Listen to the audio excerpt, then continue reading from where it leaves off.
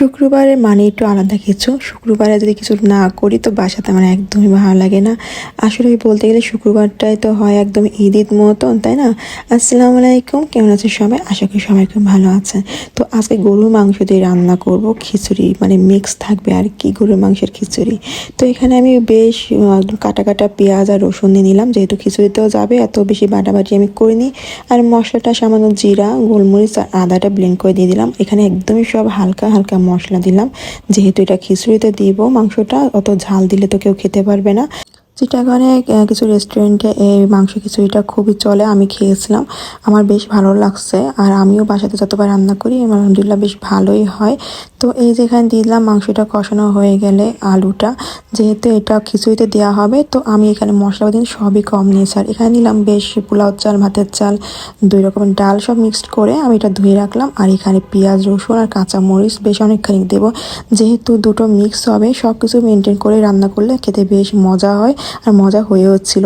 তো এই যে এখন দিয়ে দিলাম পোলাও চাল, ভাতের চাল, ডাল সব একসাথে মিক্স করাটা এখানে এখন সুন্দর করে ভাজবো। একটা জিনিস খেয়াল করতে হবে, যত সুন্দর ভাজা যাবে না এই খিচুড়িটা চাল, তত কিন্তু খিচুড়িটা মজা হয়। তো আমি এখানে আর একটু সামান্য দিয়ে দেবো আদা পেস্ট, আর এখানে দিয়ে দেবো আমি একটু গোলমরিচ। আর খিচুড়িতে বেশি গোলমরিচটা আমি দিই না, সবসময় মুখে পড়লেও বেশ খেতে খারাপ লাগে। আর এখানে যে ফুটাই রাখা গরম পানিটা, এটা এখন এর ভিতর দিয়ে দিলাম, দিয়ে আমি ব্যাস এটা একটু খুব জোরে জাল দিয়ে এটা রান্না করে নেব। এখন এর ভিতরে আমি দিয়ে দেবো হলুদ, আর দিয়ে দেবো মরিচের সামান্য একটু গুঁড়ো, আর দিয়ে দেবো একটু জিরে গুঁড়ো, ব্যাস। আর লবণটা দিয়ে আমি এটা এখন ঢাকনি ঢেকে দেবো। এটা হতে হতে আমি তার ভিতর দিয়ে দেবো মাংস। তো এটা একটু আমি ঢেকে দিই, দেওয়ার পরে আমি আগলা করার পর একটু দিয়ে দিলাম শাহি জিরা।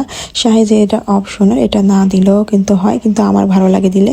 তো এদিকে যে মাংসটা সুন্দর তেল উঠে পড়লো, এখন আমি এটা একটু ফাঁক করে দিলাম, যেহেতু এখনও খিচুড়িতে পানি পানি রয়ে গেছে।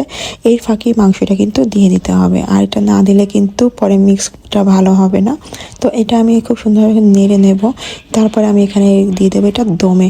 দম ছাড়া কিন্তু যে কোনো মানে রান্না বলেন, বিরিয়ানি হোক বা পোলাও মাংস যেটাই হোক, খিচুড়িটা কিন্তু স্বাদটা ওরকমভাবে আসে না, যেহেতু এটা হাফ কাঁচা কাঁচা থাকে। দমে রাখলে পরে ফুল একদম হয়ে যায়, খুব স্বাদের হয়ে যায়। তো আমি এটা বসায় দেওয়ার আগে দিয়ে দিলাম একটু ধনেপাতা, দিয়ে আমি এটা ঢাকনি ঢেকে ব্যাস হালকা একটু জাল দেব, দিয়ে এটা আমি রেখে দেবো দমে প্রায় 15-20 মিনিটের মতন। তার ফাঁকে আমি বাকি কাজ করে দিলাম। এবারে সেইগুলো আগলা করে আমি এটা প্রেস্তা করে রাখছিলাম, তো এটা আমি সুন্দরভাবে দিয়ে দিলাম তেল সহ। তো দিয়ে আমি আবার এটা কিছুক্ষণ রেখে দেবো দমে। তো খাওয়ার আগে আমি বেশ এটা আগলা করলাম, বেশ সুগন্ধ বেরোচ্ছিল। আর এটা হয়ে গেল, এখন এটা সার্ভ করবো। এই রান্নাটা বেশ মজা হয়েছিল, দেখতে কিন্তু বেশ মজা লাগতেছে, তাই না?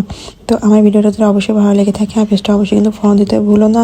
আর খিচুড়ির সাথে সালাদ হবে না, তাই কি কখনো হয় নাকি? এই যে সালাদ সুন্দরভাবে রেডি করে দিলাম, আবার একটু সালাদ বানিয়ে নিলাম। তো এই যে আমার পুচুটা খেতে বসে গিয়েছে, সে আগে বইনি করছে, তো একটু একটু করে খাচ্ছে আর কি। ওর জন্য একটা ঝালও দিন আমি ওরকম খাবারে, তো একটু একটু করে খাচ্ছে। তো শুক্রবার দিন আজকে এটা রান্না করলাম। কেমন হলো অবশ্যই জানিয়ে দিও কমেন্ট বক্সে। আর পেজটা অবশ্যই ফলো দিয়ে রেখো, ইউটিউব থেকে সাবস্ক্রাইব করে রেখো। ভালো থেকে সবাই, আল্লাহ হাফেজ।